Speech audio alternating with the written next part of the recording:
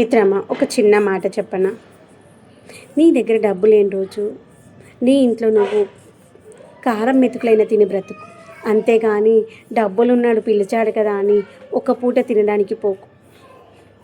నువ్వు తిన్నది మొత్తం కక్కేదాకా సూటిపోటి మాటలతో నిందలు వేస్తాడు. గుర్తుపెట్టుకో. నీ యొక్క కష్టాన్ని నలుగురికి చెప్పకు. నలుగురిలో చులకనవుతావు. వాడి సహాయం ఏమీ చెయ్యడు. నీ కష్టానికి కారణం నీ తలరాత. ఆ విషయాన్ని తెలుసుకొని నీ కష్టాన్ని తగ్గించే ఆలోచన చూడు. ఆ యొక్క భగవంతుడు ఉన్నాడు అన్నింటికి.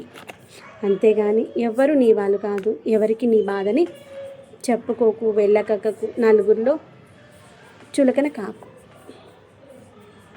ఏమంటారు దోస్తులు? అంతే కదా. నలుగురు చెప్తే మాత్రం ఏమైనా వచ్చేది ఉందా? నలుగురిలో చులకన అవుతావు తప్ప అంతకు మించి ఏమీ వచ్చేయలేదు. అందరు నీ కష్టాన్ని చూసి వావ్ వావ్ అని సంతోషపడతారు కానీ అయ్యో పాపం అని ఎవ్వరు అనుకోరు. అదే కదా నేటి సమాజం. దరిద్రమైనటువంటి సమాజంలో బతుకుతున్నాం. మన సంతోషాన్ని పంచుకోవడానికి నలుగురు వస్తారు.